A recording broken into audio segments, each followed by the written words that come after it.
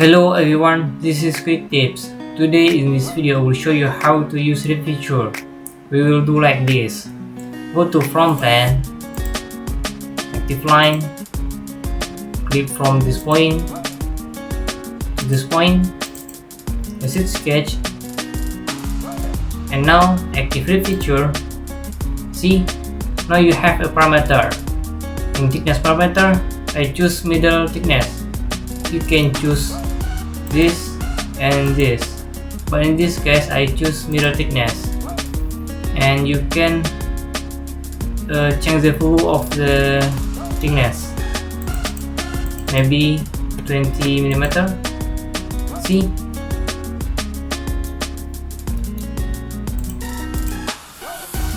and click OK. See, now you make a rip. Let's do it again. Go to from plan, active line, click from this point to this point,